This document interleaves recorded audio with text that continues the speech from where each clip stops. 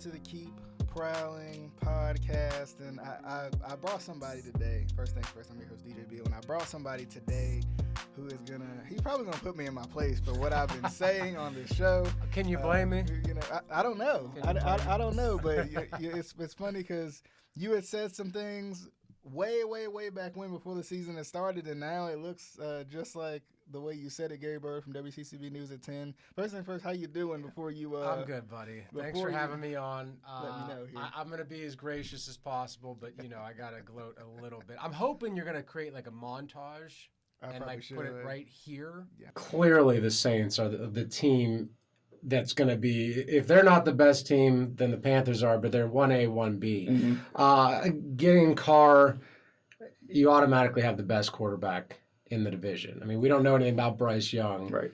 But it certainly is not Baker Mayfield. Mm-hmm. There's also going to be growing pains. I mean, when you're talking about a young quarterback, the weapons that they brought in, great names. Mm-hmm. Are they past their prime? Probably.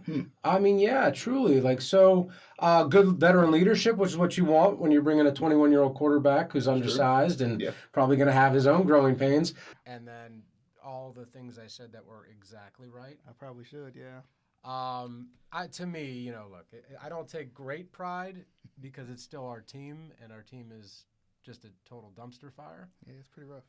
Wish I was wrong, but unfortunately I was right on everything except maybe Adam Thielen. That was the only thing where, his numbers are good. I don't think he's the guy that, that you want as your number one. Again, I've talked about this, but his numbers are number one material right now. Yeah. Well, and after losing to the Bears 16-13, I got it.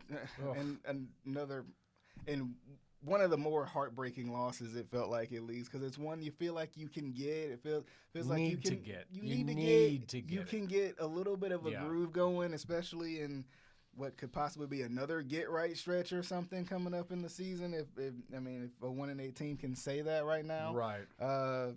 But it's interesting because they lost that game 16-13, and it felt like heartbreaking fashion with chances to win that game. Yeah. But at the same time, I think, honestly, this is me thinking, I think they missed their stretch. I think they missed their moment. They had Houston, which they won, get the first win of the season.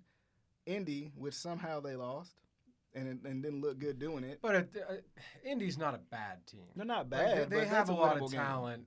It is a winnable game, but it's not. I didn't go into that thinking that they have to beat Indy or this is it's an easy win. I thought Indy is good enough where that should have been a loss on the schedule. Well, I'm thinking too, no Anthony Richardson. I mean, Gardner Minshew might be the most serviceable backup I've seen in the history of my life at this point because he is very he just comes in, does his job, doesn't turn the ball over. I mean, and if he does, he gets it back. He's right on the cusp of being a starter for 10 teams in the league.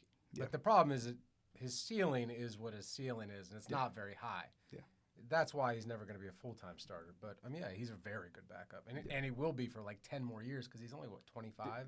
Could you see him going the Geno Smith route where he's, not a starter for a while? I don't think I don't think anyone will ever take the Geno Smith route. Honestly, that was, 10 years into the league? Yeah. And he was bad or just unused for 10 years. Yeah. And then all of a sudden you get in the right situation. No, I will say Geno Smith proves that you need to get in the right system for who you are with the right coach. If you're a great quarterback, you'll figure it out. But most players need that exact situation. Yeah, like Bryce Young does not have right now. Clearly, absolutely, and it's interesting because a lot of people have been saying. Here's the thing. This has been the knee-jerk reaction. Okay. C.J. Stroud's playing out of his mind right now. Well, you should have drafted C.J. Stroud. That's been the knee-jerk reaction. That's been the one that everybody's been going to, and you just said it exactly how I've been saying it for the past couple weeks. Whole different situation. I don't know if C.J. Stroud is in the best overall situation or they're comparable. Stroud has a better offensive line. That's clear. But I don't think either team has these offensive weapons that are world beaters. As far as who they should have taken, it's still way too early. I was a C.J. Stroud guy, but as a Ohio-born man, I saw Stroud, and He sold me after the Georgia game because he played lights out, and that was enough for me. I think it's way too early to say who's better. I think it's way too early to say one's a bust and one is not. I think that you make that determination after next season. Yeah. How do you feel about that? Like, how do you feel about that kind of knee-jerk reaction of after, 9 games? Dude, that's 8 games now. They're a bust. That we shouldn't have drafted them. Throw the season away. And the funny part is, Panthers fans will say, "Throw the season away." You ain't got nothing to throw the season away for. Always remember this: fan is short for fanatic. It's true. The fan is never going to logically think about anything. Now, there are individuals who will think logically and say, "There's no way, it's too early." Mm-hmm. As a whole fan base, though, most people want to win now, and they don't understand that you need to build. Mm-hmm. You know, you draft a guy first overall. No one comes. Peyton Manning threw, 20 interceptions or something his rookie season? Yeah. And is one of the best quarterbacks of all time. Yeah. Like, people just want everything right away, especially in the NFL, and it doesn't work like that. Yeah. You could have an amazing season and then the next year completely regress and miss the playoffs. Like this is just the ebbs and flows of the NFL. So to say bust is absurd. Mm-hmm. That is the issue, though, when you have the number one tag on you. Yeah, there's pressure. There's a lot more pressure. There's pressure. Like Stroud being 2, it sounds silly because it's only one player difference. Mm-hmm. Yeah. The pressure is significantly less than exactly. That's true. And it's funny because during the Thursday night game, they put up a couple graphics that were telling. They put up the one graphic about the trade and the difference between what the trade was terrible and what the Panthers gave up. Yeah. And then there was another one that they put up that was also telling that listed the last 7 number 1 overall picks. And not one of them in their first, 8 starts, had a winning record. Not any of them were even close. I think the closest one it might have been Baker. Maybe, just because of the situation he was put in when he was thrust in at that time. They were okay. Yeah. But yeah, they still weren't that good. I think people need to remember, you're drafting a quarterback first overall. I understand that they traded, but you're still drafting first overall because your team is not good.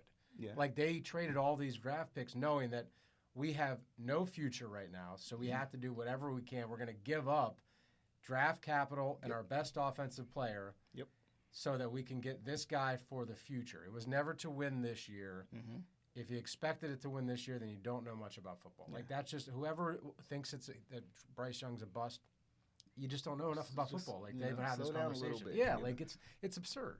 Yeah, and it's funny because I've had this conversation with people just around the office, just people who like to talk Panthers football, and it's funny because I can't remember who was on the show, but I was like, I would use this to my advantage if it was working out. But since it's not, I'm going to use it. I'm going to also use it to my advantage in this point. But when you trade for the number 1 overall pick and you give up as much as the Panthers gave up to get it, you become the team that was the number 1 overall pick, not by performance, but by talent and personnel, like you just said. Of course. I mean, that's just the way it is. And the fact of the matter is they gambled their entire future on Bryce Young. Mm-hmm. So that's why the extra pressure to give up those first-round picks, to give up the second-round picks, to give up DJ Moore. Like, that is why there's extra pressure of him potentially being a bust, because it's not just we were first overall and this was our guy, but we had to give up a ton to get him when there's a loaded draft class for quarterbacks next year. Yeah. And I think that's the hardest part. That's the hardest pill to swallow with all this. Yeah.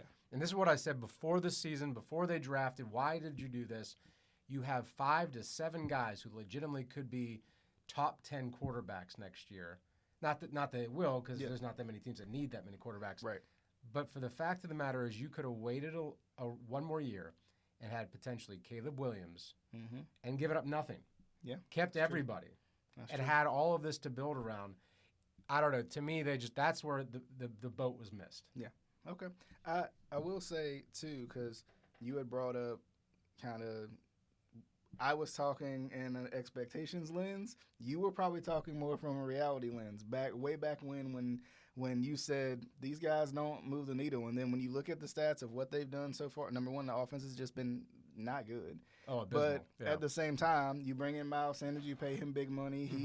he's not out rushing Chuba Hubbard right now. Right. Adam Thielen, he's been the one bright spot of that aspect. Hayden Hurst has done, it feels like, much to nothing. Oh, after that first week, he's done it. Yeah, it's felt bad. And then DJ Chark, injuries here and there too, but Mingo has been non-existent as well. Yeah, so it's been an uphill climb, especially for the offense. Yeah, and it makes you wonder, like, you know, what do you do now? Because you have to compete. I said it last week. You have to compete because you have nothing to lose for.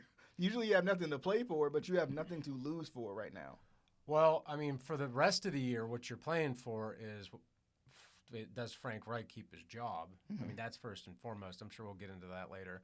But overall, like, look, you gave up your draft class for next year, essentially. You got to hit hard free agency. Yeah. Miles Sanders ain't working out, but you can't do anything about that because I'm sure most of that's guaranteed. Yep. Thielen is, again, playing – his numbers are good. Here's the thing with their offense. Their offense is good in the second half when they're getting blown out. Mm-hmm. When they're forced to take some chances. Right, when the defense is playing prevent and they're just keeping everything in front of them and they're dinking and dunking, Thielen's putting up good numbers. Young will put up some decent numbers. But that's, like, to me, that's where I had the issue the whole time, is there's no guy who stretches the field, who's able to make that big play. Like, DJ Chark did that 1 year in Jacksonville, and that was it.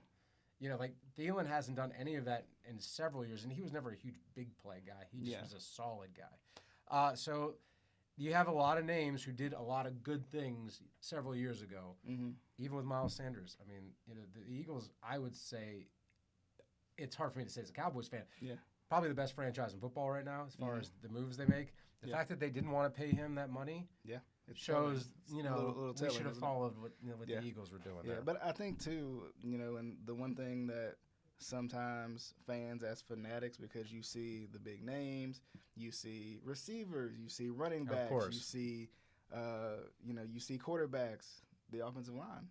You mentioned it earlier. It hasn't been good. Oh, no. And Bryce, in an effort to make a play, has turned the ball over sometimes in those situations.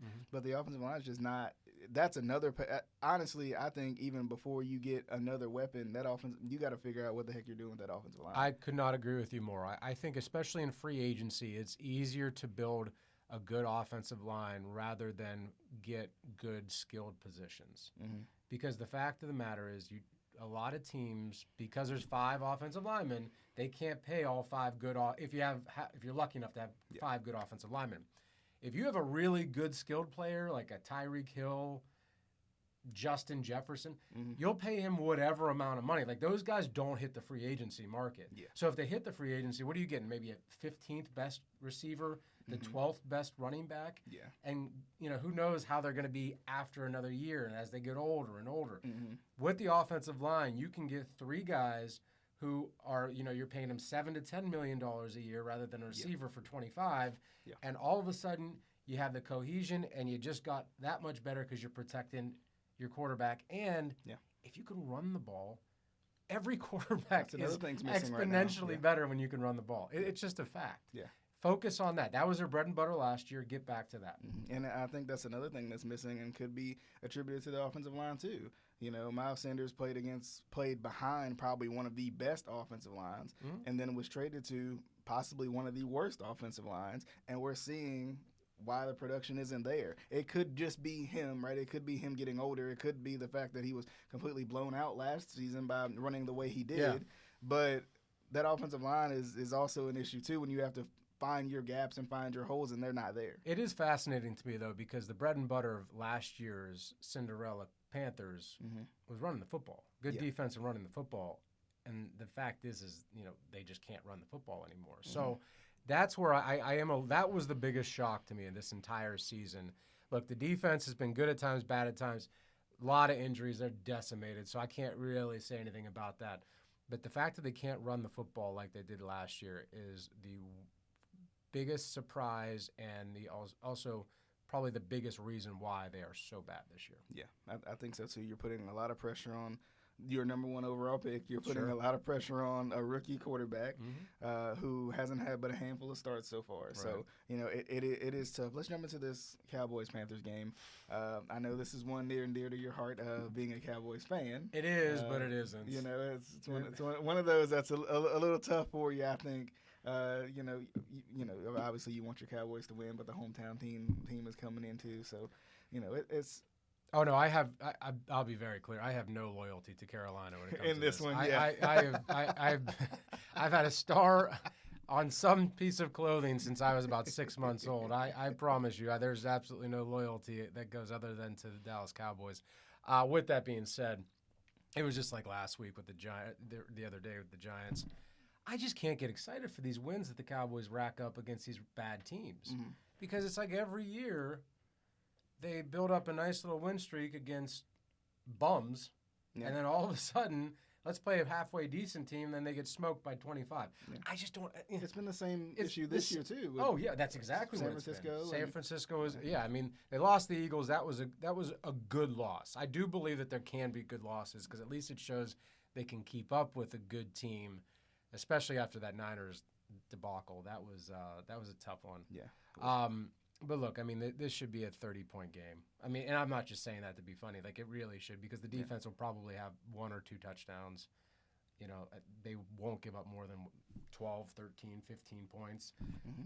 It should be a good game for them. I mean, I think this is – it's funny. This is tough, and I'll peek into the rest of the Panthers schedule while we're at it because this one's a tough one, and this one's one of those because – going into it, it was Houston, Indy, the Bears, and then you had a tough little game against the Cowboys, right? You had 3 somewhat winnable games, tough games, regardless of the NFL. Yeah. But you had could be winnable. You could win. You could reel in 3. Of course. We're looking at a different story, and then the Cowboys even is 2 of 3. Even yes. 2 of 3 would have been better than absolutely what you're looking at right now. Yeah. And because that's momentum too. Yeah. 1 out of 3. 2 of 3 is like, all right, well, we're not a good team, but let's get something going here. Oh, yeah. And then the Cowboys also, I think, present a tough matchup because they're so talented in the receiving core that everywhere. You can say that too. Right. But like, where the Panthers are spread thin, even with just injuries too. Of course. J.C. Horn hasn't been in. Like, it's one of those things where it's just like you're missing pieces here and there, and it's like, how long can this defense hold on without breaking? I mean, I think they've already broke several times this year. I mean, the Dolphins game was a pretty bad break. Yeah, and I mean, this is a similar, maybe not as fast, because who is, but no. A similar offense in terms of like they're going to score on you, and you're going to have to find a way to stop them. And I'm telling you, the Cowboys get turnovers, which Bryce Young has done a lot of. So they're going to get 1 or 2 picks off of them. There's a good chance they take 1 to the house because they've been doing a lot of that this year too, which is great because for a lot of years as a Cowboys fan, the Cowboys never had defensive touchdowns, never had special teams touchdowns. So to see this over and over every couple of weeks, it is a nice fresh breath air. But I don't think this will be much of a game. Let's talk about the ticket prices though. They've been cheapest right now, $300. Yeah, I mean, come on, to watch a 1-9 team, 1-8 team. Yeah, it's still got to make your money, I guess. But all the other games are like $130 because the Cowboys, they travel well. Yeah, that's true. Yeah, that's kind of smart. Yeah, but it's that's so I'm still debating on going, but it's hopefully if the ticket prices can go down, we'll have a different conversation there. It'll be a good one to watch your boys play. It is. I got to be honest, though. I'm not a big fan of going to games. Really? I just don't. I've had really bad seats. I've had really great seats. And the truth is, I like sitting at my house and being able to, like, hear the announcer and, get up and grab a beer if I need to, or use the restroom and not have to take a 40-mile trek to get there. And maybe miss something. I actually was in the dog pound one year in Cleveland, and Joe Thomas, they had him. I went to use the restroom, and Joe Thomas was literally parked right in front of us for about 20 minutes, shaking hands with everybody. Yeah. And I'm an offensive lineman, so I grew up loving to watch him. Yeah. And I missed all of it. I missed all of it. Yeah. So it's just for me, it was just. I don't get the same experience. I think a lot of people say the same thing. The NFL has done a really good job of, like, with red zone, with the lack of commercial breaks or the quick ones, or the ability to go to a different game. Picture-in-picture. Either picture-in-picture, or even just going to a bar and having multiple games on at a time. Mm-hmm. It just gives you that feel of, like, I'm not missing anything. Whereas with you go to a game, you don't realize how much downtime there really is until you're sitting there and like, what are we waiting for? Yeah. It's only been 3 minutes, but it feels like an eternity because we've gotten so used to, we got spoiled with the way that the rest of the NFL is. So, yeah, I'm not a big fan, but it's my father's birthday that day, and he's a diehard Cowboys fan, so might be. Well, that'd be fun. Yeah, that would be fun. I think for me, I enjoy going because I've only been to probably 2 in my life. Okay. No, 1 actually. I've been to 1 regular season game. So like for me, it's all new to me to be in the stadium and see everything and just kind of see like what's going on, like see all the different things you won't necessarily see on TV. Of course. But yeah, you're right. Like the TV broadcast of it has become so crazy with just every different avenue you can watch it too. Right. You can put it on your phone, put it on your TV. Cast it to your huge screen TV if you want, and it just like the comfort of it being at home is a little bit different, because of course, another thing we talked about last week was like how many different like bars and stuff there are, like team specific bars around Charlotte, right, where you can sit down and you can or stand up, however you want to do it, and kind of have that in-game feel, but still be, close to a drink or close to whatever you need, a snack or something. And I don't know about you, but I know you said you only been to 1 game, but I have the worst luck when it comes to sitting next to the loud drunk guy. There's always one in every section, or every few sections, and I always am within grabbing distance of that guy, and it just drives me crazy. I just can't. I can't deal with it. So yeah, that's another reason why I feel like if I go to this game, we're going to be leaving by halftime. But I will say this in terms of how the Panthers can steal this game, because that's about how they're going to have to do it. They're going to have to like cash in or something. They're going to have to kidnap Dak Prescott and Micah Parsons. That's the only way. Because they're going to have to slow this game down somehow. Oh, yeah. They're going to – and the bad part about it is it's hard for them to slow things down because they don't have a running game. Mm-hmm. You can slow things down, play the time possession game when you have a running game. They don't have that, and maybe they should utilize that like short passing game as an extension of the running game and maybe try it that way. Yeah. Try to get Bryce Young going early. Try to get, your running backs, your Hubbard, Miles Sanders, these guys, Blackshear going early, and then, slow it down from there maybe. And I will tell you, defensively, that is Dallas's biggest Achilles heel is stopping the run. Now, they're not awful at it, but if there's going to be one glaring hole, it is they do have the inability to stop a big first down run, a solid second down run. Because it's the NFL, a lot of teams don't keep up with, let's just run the ball 3 times in a row. It's like, no, we got to pass. But I do feel like the teams that stick to that, like the Eagles ran the ball very well against the Cowboys. Mm-hmm. Right. That's what you have to do against Dallas, because then you're not turning the ball over, which is what the Cowboys, this whole defense is predicated on right now, is getting turnovers. Yeah. So I think, that's the one thing that could keep it close, at least for the first half. Yeah, and before we get into the next topic, real quick, this show is on all major podcasting platforms, just so you guys know. Also, as well, let us know how in the world can these Panthers come out victorious against the Cowboys? I need to know.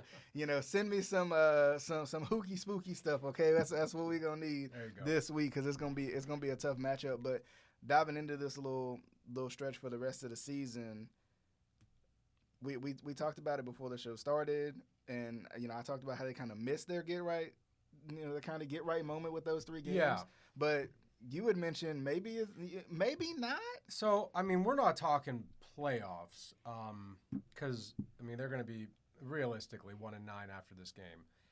But they do have a stretch where it's sub-500 teams. Mm-hmm. This is as much of a get-right. Like you said, the Texans and the Colts should be winnable games, but look down the list. Like the Buccaneers are clearly showing that they're not very good. Mm-hmm. They're just a product of a easy schedule, which is the NFC South. Yeah. The Titans, I don't even know what they're doing at this point, what direction they're going. The Saints, as we talked about earlier, Derek Carr just continues to shoot himself in the foot. Yeah. You know, it depends on what game. And they played them really tough. Mm-hmm. And I'm sorry, I'm just going down the list here, but the Falcons, I mean, that's an also winnable game. Yeah. The Packers, that again, winnable. Who knows what the Packers are? Yeah, Right and now, so and the Jaguars, the only game where they're playing, where I would say that's a definite loss. And the Jaguars are a glorified 500 team right now. I think the Jaguars are a good team. They're just, when you're young, you just need to figure out ways to win, and I don't think they always have figured out ways to win yet, but that's coming. And again, they got the Bucs. So, you're talking of the next, 8 games after the Cowboys? Yeah. 7 of them are winnable. Yeah. And not saying they will. Yeah, and I think, too, when you look at the Titans, if you can get that one, and we're talking about we're stringing wins together, which is something that hasn't happened all season. Right. So it's a tough ask. Yeah. But if you can find some sort of way to beat the Titans, because the Titans are a type of team where you can play that defensive football and escape with a win. Of course. Right? Because the Titans are that team. If you stop Derrick Henry. Yeah. That's it. Like, that's game over for them. Yeah. They got exactly. nothing. And then, make Will Levis beat you. That's going to be the biggest thing, If it'll even be Will Levis by the third quarter. Right, you never know with that team. Right. Malik Willis might be coming up, so. And they don't believe in him either. Right, they clearly But like, with the Buccaneers, the Saints, and the Falcons, the South, any South team can beat any South team. Yeah. That's what this division is. And if you look at all of the all the Panthers' losses to the South, they've all been close enough. Yeah, I mean, it's not like one big play here, one big play exactly. there, and that was it. I mean, they were within striking distance of every single one of them so far. So to tell me that, hey, we don't have a chance against the Saints, well, yeah, we do. We have a very good chance against the Saints, and that could be potentially the second best team left on the schedule after the Cowboys. Yeah. So I mean, for me, that's what I'm saying. Like, they're not going to make the playoffs. That's done. It's just a matter of, are we giving the Bears the number 1 pick or the number 8 pick? Yeah. That's it. Does Frank Reich get fired at the end of the season? Said, come on now, just go and keep losing. Yeah, right. But that's where I'm saying. Like, and I don't know what the cutoff is. For me, I think if they don't win half of their games moving forward, I think Frank Reich is gone. And I think that schedule is a big reason why they need to at least win half of their games because, again, it's not a murderer's row of a gauntlet of teams here. We're not talking the Chiefs and so on, and so the Eagles. Like, we're talking about all 500 or sub-500 teams other than the Jags. If you can't win half those games, you're probably not putting the team in the right direction. Exactly. And I think, too, like, this is a perfect, like, throw some things at the wall, try some new things, try some new offensive things schematically and see what's there, right? See what's there. But this is also kind of one of those times where it's a tryout period for everybody on this team. Oh, absolutely. Who's here next year? Yeah. Well, we don't know right now, but we can, prove your spot, prove your worth and, maybe even prove your trade value if that's what you're looking for too, because since the Panthers don't have a first-round pick, they may be looking to find one, for the needs that they have. Totally fair. I think that's absolutely legitimate. I mean, I don't know who they would want to trade other than Brian Burns and maybe J.C. And Horn. It's hard because, like, J.C. could be a good one just because of his injury issues. Yeah. Or, he's got talent, but he can't stay on the field. Yeah, but with Brian Burns, I struggle with the Brian Burns trade because you just don't get elite pass rushers every day. It's hard to find. It's so hard to find that guy. I agree. Yeah. It's tough. You can get a lot for him, but like then you're putting yourself even further back, and it's like how long can you keep trying to build for the future before you start saying like, okay, Brian Burns is our now. Let's build around. I would tend to agree with you. Elite pass rushers do not grow on trees. However, his age is what? He's about 26 right now, so he's probably he's looking 2 to 3 more elite years. I mean, that's why he wants that big 5-6 year contract. But you're looking at 2 or 3 more elite years, and then a couple of years where he potentially could be pretty good because there's usually a drop off after 30. The fact of the matter is, if they didn't trade away so much draft capital, I would agree with you. Yeah. But if I can get a few second-round picks for him, or even a late first, climb back in the first round. I mean, to me, let's work on that offensive line. Let's just, as you said, let's build from the inside out and go from there. But I mean, then you're also freeing up cap space that you're going to need to bring in some guys that got little pieces here and there. So that's the only reason why I would say that. J.C. Horn I would definitely trade if they can get some legitimate. He is very good, but the best ability is availability, and he's just clearly not. It's not going to stay on the field. That's true. And before we get into the picks, and y'all follow along as well at home, but I do want to say, like, it's tough. It's tough for me to even figure out like what they should do, because like it almost feels like the Brian Burns trade maybe should have happened this season if you were going to do it. Because here's the issue with the Brian Burns trade. After this season, he's gone. I believe you can franchise someone twice. Yeah, that's so true. I get it, but I also think that the Panthers went in saying before the season started, we have essentially the same team. The NFC South is miserable. Mm-hmm. We have a chance to make the playoffs. Even if he is a rookie quarterback, we have a chance to make the playoffs. Mm-hmm. Let's go for it. Yeah. I don't blame them for that. I mean, because they have so much young talent, especially defensively, where it's like, all right, let's see what this defense can do. But, now that everything is unfolded the way that it has, I think now is the time to say, let's blow it up. We got our one piece, and let's do everything we can to just build around him. At the very least, let's just build the offense. Yeah. Let's have a Miami Dolphins situation where we put all of this capital into making Tua good. Yeah. Let's do that with Bryce Young. Yeah. And then we'll figure out the defense from there. Yeah, I mean, to me, that's what I would do. Yeah, it's a good idea and it's a tough call just because it's hard because they always say defense wins championships, but then we've seen these. They said that 35 years ago when the '86 Bears were winning. I mean, that's true. I'll give it to you, but you need at least an okay defense. Of course. Which I think with the pieces that they have, getting rid, cutting some bait on that, you probably will be fine having an okay defense. And I like to say an opportunistic defense. Yes. Right? The defense doesn't have to be that good, but they need to turn people over every so often. They need to, like, put your offense in good situations. Right there. Turnovers. The Chiefs, they've been that they just gave up 35 points and won the Super Bowl. I mean, that's what I'm saying. Yes, you absolutely need a decent defense, but a decent one. If you have a great offense, that's just the way the NFL is nowadays. Yeah. Everything favors the offense, so put up as many points as you can, and let's try to get a couple turnovers. Yeah. I mean, that's what I always think back to, like when the Colts won with Peyton Manning. Mm-hmm. Their 1 year is when, I think it was named Mike Doss. I can't, maybe Bob Sanders. Mm-hmm. Bob Sanders it was the 1 year he ever played really the entire season. He was Defensive Player of the Year, and he was a ball hawk, and he got all kinds of turnovers that the Colts never had before. Their defense wasn't that good, but he was really good, and they got a lot of turnovers. Mm-hmm. As a result, they won a Super Bowl that year. Yeah. You don't have to have a top 5 defense or even a top 10.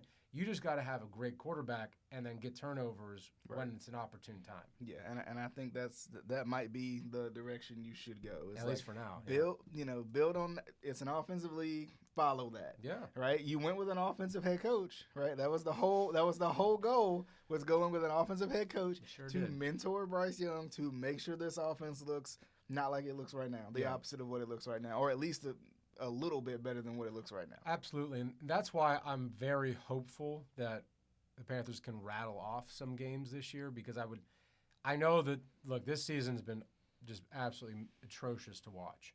However, I am a firm believer that if you continue to change up your head coach with a rookie or a young quarterback, you're setting them up for failure. Yeah. I would at least like to see Reich have one more season, because he is considered an offensive mind, where it's the same system, and let's see how he does. Now, he's only going to get a chance if they rattle off some wins, 3-4 more wins, which I think is reasonable. Yeah.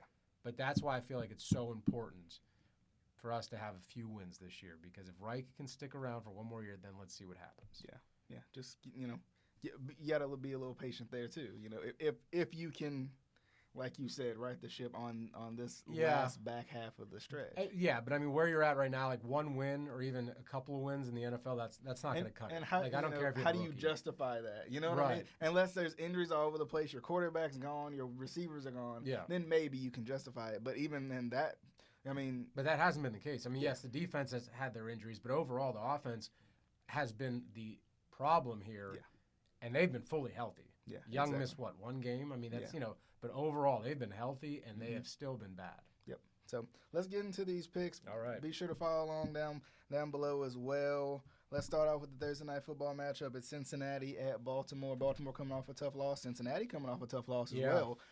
Baltimore coming off of a heartbreaking loss. Cincinnati coming off of a loss against a team that in Houston who is outplaying probably expectations, but sometimes it's just like they outwork you. They outcompete you until you're just like, I can't do it anymore. I mean, Burrow had turnovers, Lamar had turnovers. I expect both of them to bounce back in this one. What do you think on this? I would say that with both noting that Baltimore won the first game, so this is the second time they play. Yeah, at Baltimore though, on a short week is tough, but I think that this game means more to Cincy. Mm-hmm. I think if they fall to 500, they're in some real trouble here. With that being said, that's not always going to be enough to justify one team winning or losing. I just think overall Cincinnati's a better team. Okay. I mean, I know they haven't showed it necessarily, and Lamar's played better this year. I just think I'm still going off of the last couple of years, and they have, other than this Houston game, started to string along a good stretch of wins. Yeah. I think Cincinnati, coming off a tough loss, even though they're on the road, takes this one. No T. Higgins this week either. I don't know if that matters, but that matters. Yeah. But again, like Chase got to step it up, man. That's true. Yeah. If he's always open, got to be always open. That's true.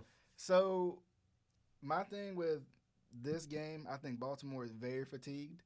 I think, and you could see it just from the last game against Cleveland, they got ran over. And a defense that doesn't get ran over very often, they got ran over. It was bad in the trenches. I think they're fatigued because they went overseas. They got a late bye week.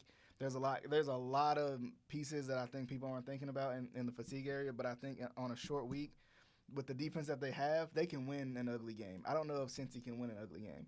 So I think, and I don't even know if it'll be necessarily ugly, but we're talking short week. We're talking 2017 games, something like that. Yeah, something like that where there's still some points scored, but I could see a one possession game where Baltimore just finds a way to win because they kind of need this one too. The AFC North is like this every week. It's back and forth. Everybody in the AFC North right now is in the playoffs. It probably won't stay that way. So you got to keep yourself. It could, yeah. Honestly, because it's crazy to think that can happen. Yeah, but I mean, it really could. Like Cincinnati, the worst team right now, I mean, from record perspective, is Cincinnati. Yeah.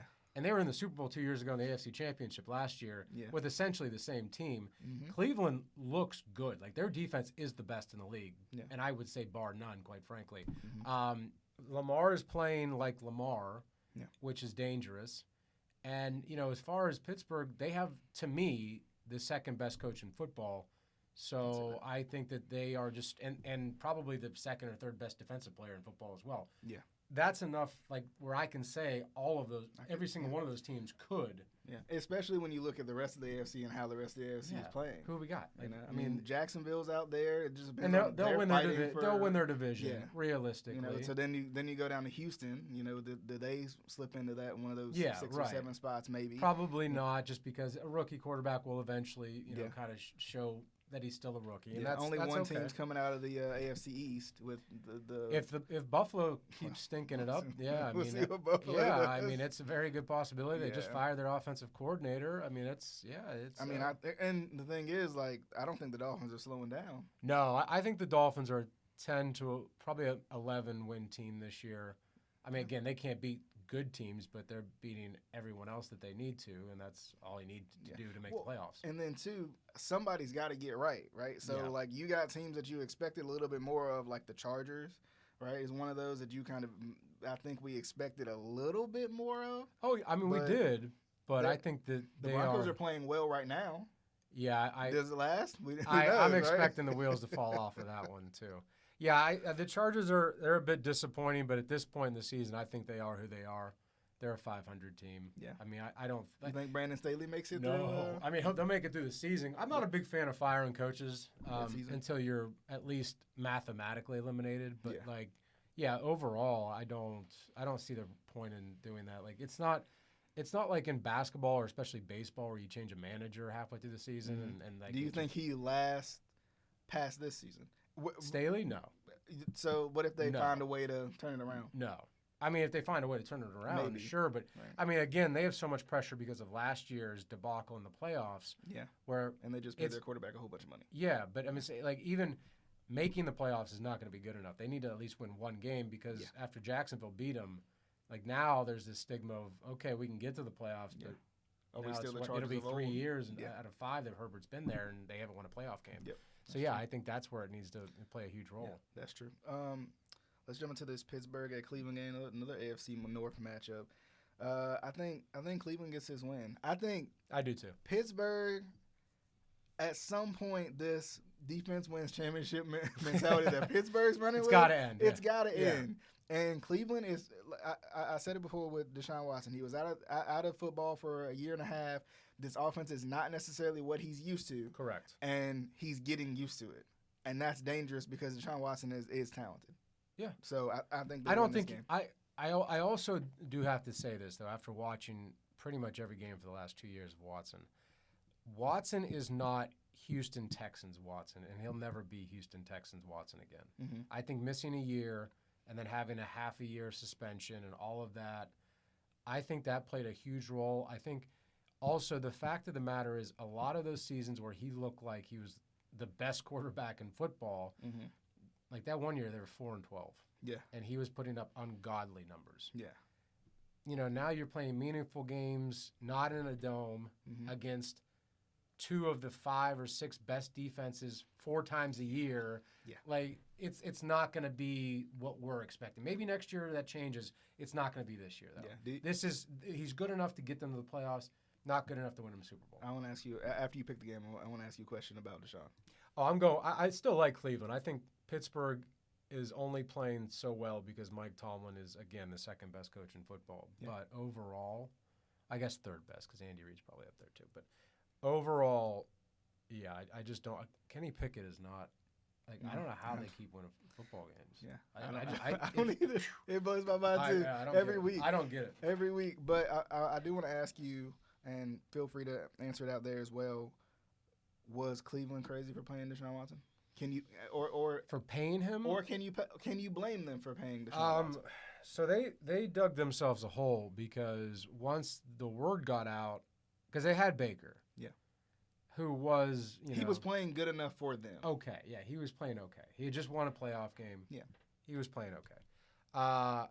But when the word got out that they're going after Watson, and then he didn't want to go to Cleveland, and then Baker said, "Oh, you guys are trying to get somebody else," and then he wanted out. Yeah, they had no choice. I mean, really, they had to give him all that guaranteed money. Mm-hmm. Historically, Cleveland's not been great at picking quarterbacks, drafting quarterbacks. Yep.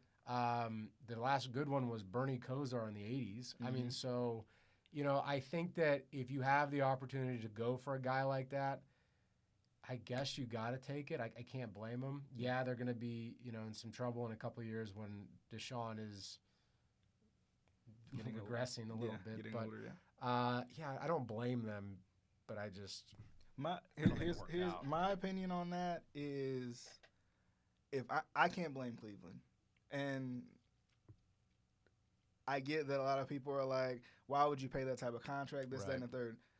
If you're Cleveland, the organization that is the Cleveland Browns, and you've watched all these quarterbacks come in and play game after game after game, like, you know what I mean? Like, you've watched this Rolodex of quarterbacks come through. If I get a chance at a guy as talented as Deshaun Watson that I think can put me over, over the hump, I'm going to do. I'm going to take the chance. I agree. That's what I'm saying. I don't think you're wrong. I think and the truth is, if he plays like he's worth $230 million, we're not having this conversation because that's the going rate now. Mm-hmm. Kyler Murray's getting that money. Yeah. Like, Kyler Murray is not good, and he's getting Deshaun Watson money, who's also in turn getting Lamar Jackson money, who's also getting Pat Mahomes. That's what I'm saying. Like, all these guys are getting paid, but there's a significant drop-off with each one of those guys. Yeah. So I think that you do it because, like you said, you've had this carousel of quarterbacks since Vinny Testaverde in 1994, where you've had nobody. Right. So why not? Let's go for it. Take the chance. Absolutely. Chicago at Detroit, a lot of division games. This I like that though. Detroit. Yeah, that's an easy one. Justin Fields should be back. I think he should. I think he should have a lot to prove. Right, like in his mind, unless he's trying to get out of Chicago. I mean, I don't think he has a choice at this point. Yeah. If they're going to have the first overall pick or even the second overall pick, how do you justify? Because you're going to have to pay Justin Fields like real money in like another year or two. I do think if you feel like you're a quarterback away, he might not be quite there yet, but I think he could be a steal for a team this offseason if they don't want him.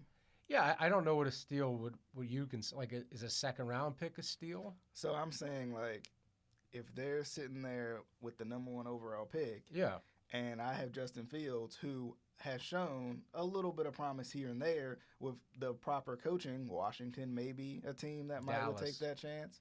Well, Dallas was thrown out there last year. Yeah. I honestly, I would love it because I'm over Dak. And that's what I'm saying. Like even for a team like Dallas, right? Oh, I would do it. Yeah, I would be fine with it. Would you take the chance at Justin Fields, even though people are like, for like a sec? I wouldn't give up a first round pick because that's just. I mean, they're trying to get rid of him as much as they're trying to get capital. Yeah.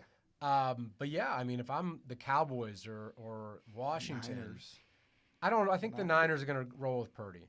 Think so? I think so. Yeah, I think he's shown He's shown more than Justin Fields has in the last 2 years. But I think you put Justin Fields with that coaching staff, with that talent. It's a fair point. But I mean, the fact is, do you really want to run the risk?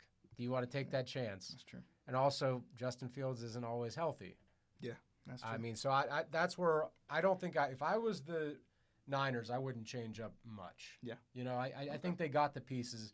It just can Purdy is he get better, get to that level where we can get to the Super Bowl. That's all. They are really truly his development away from winning a Super Bowl. Yeah. Long story short, I'm going Detroit on that one because I think Chicago could win this game. Just because it's a divisional game, they could muddy it up a little bit. We've seen Detroit in these muddy games; they can't really win.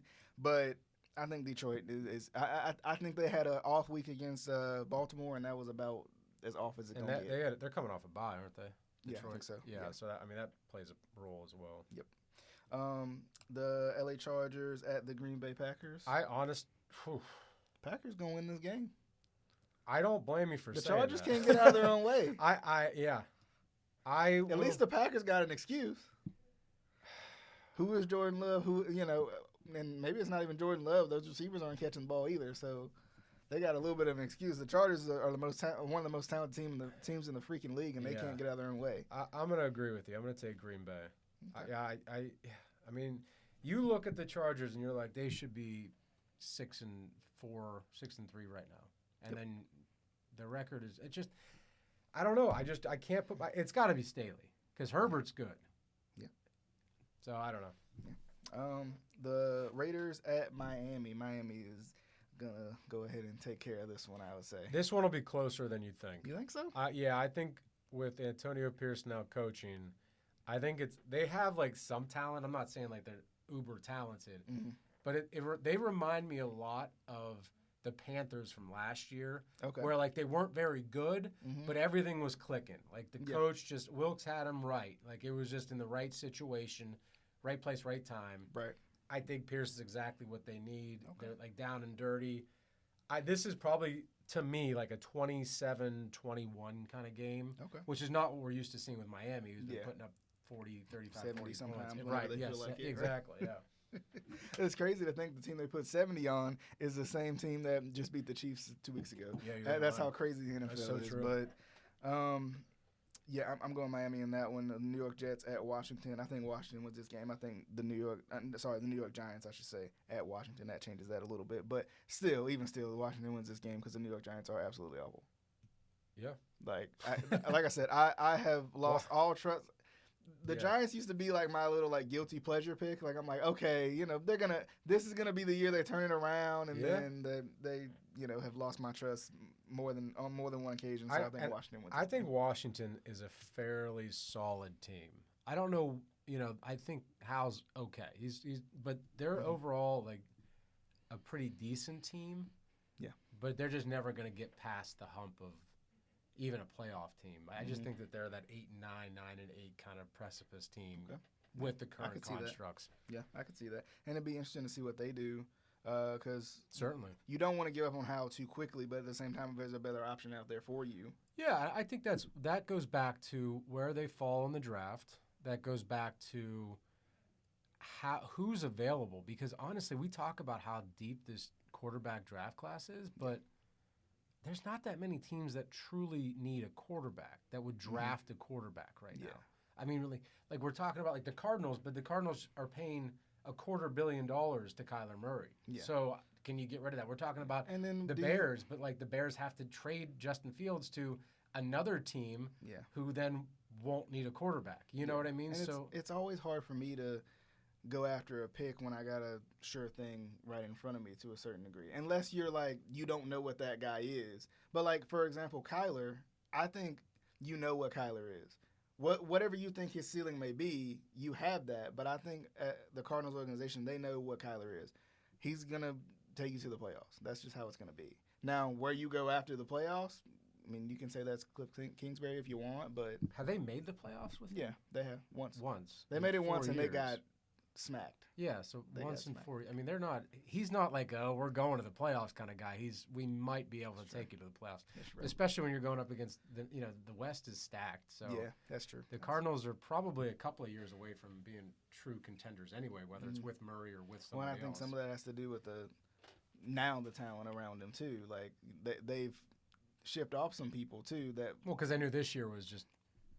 Yeah, nothing's gonna happen. Yeah, because him coming back from the injury and everything too. Yeah, set 8-9 games. Yeah. So, Tennessee at Jacksonville. Jacksonville. Okay. Yeah, that's an easy one. No, Tennessee's winning this game. You think? Yes. Jacksonville is not good. Wow. Jacksonville, and it might just be in the great state of Florida. It's not that It's not that Jacksonville is not that good. Jacksonville just plays down the competition over and over and over again, which is a sign of a young team. Okay, I mean it is a division game, so that I always get hesitant about. Tennessee is a weird team. This is one of those games where they'll steal it and run away. This is one of those games where like they don't belong in the game, they shouldn't be in the game, but they'll somehow win it. I think you're going to be. I could see you being right as far as being in the game. Jacksonville will pull out a touchdown with like 4 minutes left, though. Okay. Arizona at Houston. By the way, you skipped Carolina, Dallas. I think we all already know. Yeah, I did, didn't I? That's a... Yeah. I think we both can agree on that one. I'm going, I would usually say Carolina in a dirty, muddy game, but I'm going to go Dallas on this. It's not going to be very muddy. It's going to be 63 degrees and sunny, so no muddy fields on Sunday. Arizona at Houston. Arizona bounces back on this one. I think I'm going to go Houston because they're playing better, but I would stay away from this game if I was a betting man, honestly, because that's just not. Yeah, Arizona's better than what their record is now that Murray's back.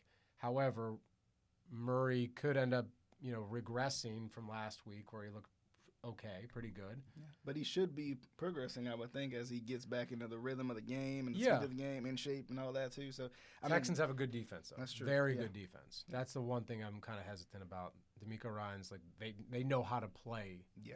So that I don't know. I get it. I would still take Houston. I like the fact that they're at home as well. That always plays a big role for me. Okay. Tampa Bay at San Francisco. I think San Fran. San Fran beats them by probably 12 or 13. The Jets at Buffalo. You got a coin?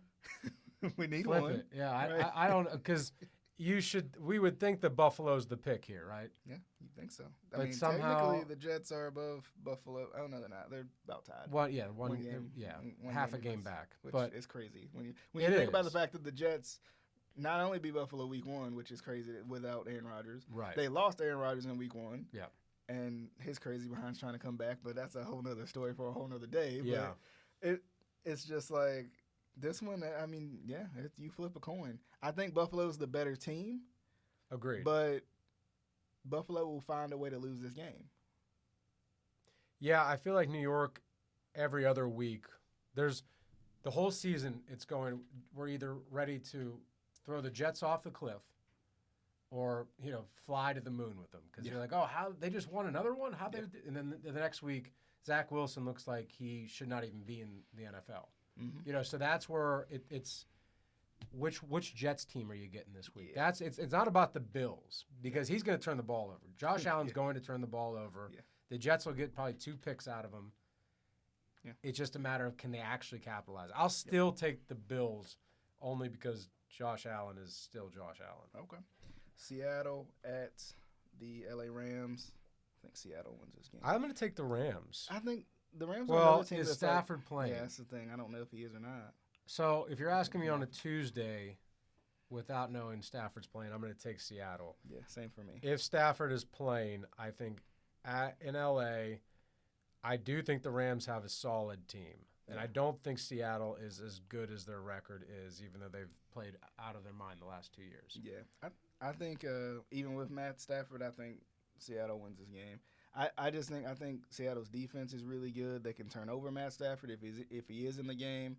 And I don't know what it is about the Rams, but they just, after that Super Bowl high, it hasn't been there. And they're talented. You see it. Puka Nacua, he's been playing well. Cooper Kupp's been playing well. Yeah. When he finally got back to, and they have the pieces, it's just not there. And I think for Seattle, it at least, it doesn't seem like it should be there, but it has been. I feel like with the Rams, they lost a lot of defensive star power. Ramsey's what comes to mind first and foremost when it comes to that defense in the Super Bowl. But yeah, I think that they did let's go all in 1 year. Yeah.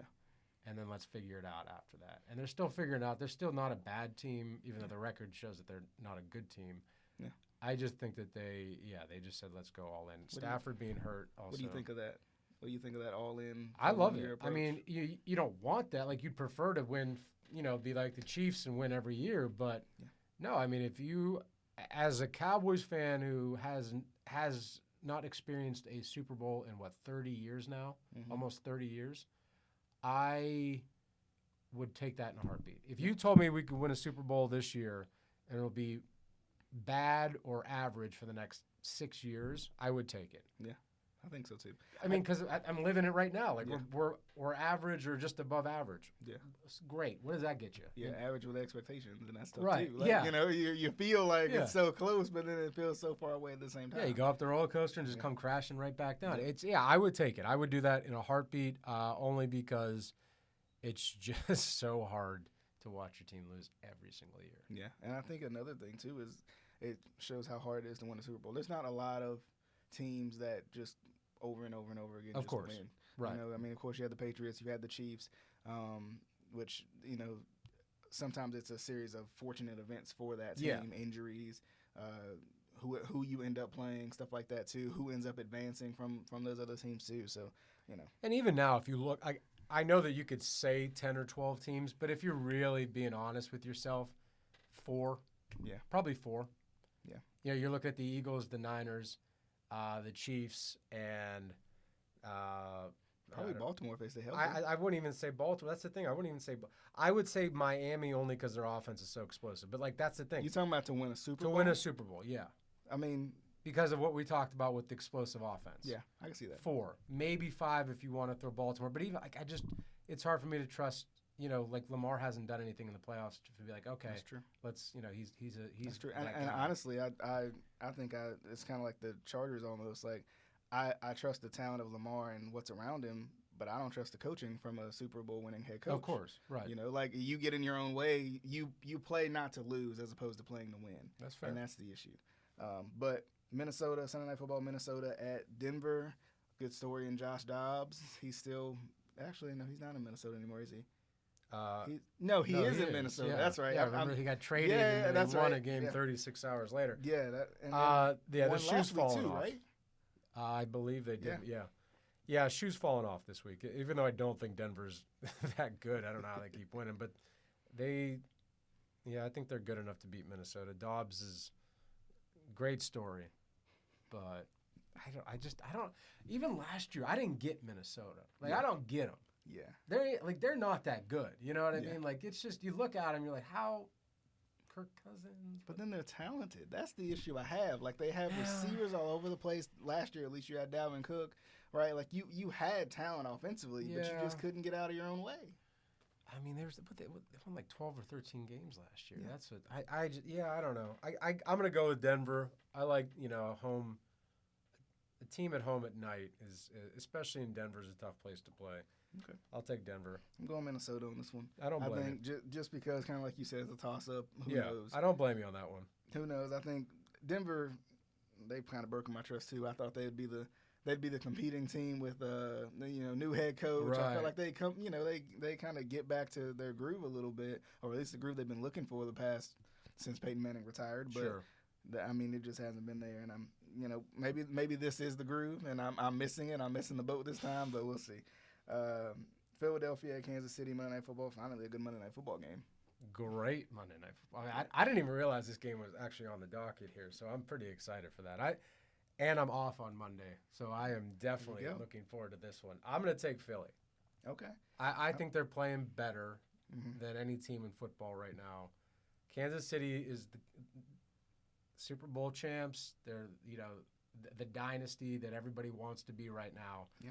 But I think Philly is just playing lights out, and they have no holes in their game. That's what I think is so, as much as I don't want to give Jalen Hurts all the credit, because I do think he has a ton of good pieces around him, that dude is playing so well and has been for 2 years. It's about time we give him his flowers. Okay. I think Philadelphia, I think they're good. I don't think they're as good as they look.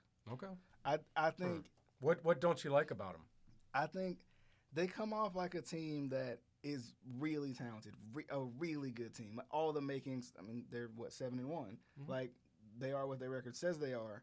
But there's been a couple games where they squeaked it out by hook or by crook, and but that's what good teams do, and that's the struggle I'm having with even the debate, right? Like, you win, you find a way to win games. Kansas City does the same thing. Like, they can play as bad as possible and they still find ways to win games, unless you're Denver possibly. But I think, I don't know. I don't trust Philadelphia right now. I think they're good. I think they've played well. But I think some of the times when they played kind of off, where they just found a way to win those games, those are the concerning ones. That's fascinating to me, because honestly, of every team in the NFL, Philadelphia is the one team I trust. Okay. I mean, truly, Kansas City would be the next. And maybe they just don't look like. Maybe they just don't look like last year's Philadelphia. Last year's Philadelphia felt dominant to me. This year's Philadelphia feels like they're surviving. I think it depends on the game. But the games that they're surviving they're still winning. That's true. And they did that last year, but they played bad teams last year, and I was the first to say you're not playing anybody good. Mm-hmm. But you can only play who's on your schedule. You can only win the games. This isn't college football where you have to have a 30-point margin in order to go up the rankings. Like, you just got to win. So I get what you're saying. It looks more promising if you're dominating teams. However, great teams find a way to win, and they keep doing it. And they've done it. And I have to give credit there, because they've done what they needed to do. The only thing that's killing me is being that it's at Arrowhead on a Monday night game. That game is going to be crazy. Yeah, crazy. I think that would be theft if they could go in the Arrowhead and win this game. But with that being said, Philly's the one team where I'd be like, they don't care. They just don't care. That's true. Yeah. That's true. I'm going Kansas City. Okay. I think, once again, it's a toss-up. Probably the best Monday night game we've seen all year long, and it should live up to that. But I think Kansas City is just going to find a way to win, because I think in the same way that Philly embodies that right now, Kansas City has embodied that for 5 years now. Yeah. So I think Kansas City finds a way to win this one. I hope you're right, because it's only going to help the Cowboys. That's true. So, fingers crossed on that one. We'll see how it goes. But hopefully you guys left your picks in the comments below. It's a good week. I think it's a good week. Oh, it's a great week. No, really. I didn't know Philly was playing Kansas City on Monday night. That's an incredible. Usually Monday night games bore me to tears. Yeah. This one, I'm going to be on the edge of my seat. Okay. Yeah, I'm very much. And it's a great start and great finish to the week. Yeah. Because you don't really see, especially this late in the season. Actually, I was trying to explain this to Morgan a few days ago. She's like, well, how do they pick, these Thursday games? And I said, well, they have them scheduled, but by the end of the year, a lot of them, they just try to get them on TV, and then they're really bad at the end, and then they flex them and bring in better teams. Cincinnati against Baltimore would be like the game of the week at 4:30. Yeah. In any other situation. Yeah. Especially given the playoff implications right now this far into the season. Yeah. And then to start with that and to end with Kansas City, Philadelphia, it's like that's as good as it gets. It'll be good. And interestingly enough, Baltimore and Cincy having a little bit more of a longer week going into that next Sunday game, that'll probably be good for both of them. Absolutely. They get to kind of rest up a little bit too. But definitely hope you guys enjoyed the show, Gary. I appreciate it for you coming by. Man. It was fun. It's definitely always a pleasure. I'm going to have to have you on again because it was fun. Only if I'm right and you make a montage again. I gotta make the montage. You have to. But definitely hope you guys enjoyed. Once again, the Keep Prowling podcast is on all major podcasting platforms, YouTube, Echo Sports, also on Spotify, Apple Podcasts. There's so many at this point, I can't even keep up. I'm going to have a list of just that I just go down. All over the place. But definitely hope you guys enjoyed the show. We'll see you guys on the next one. This has been the Keep Prowling podcast.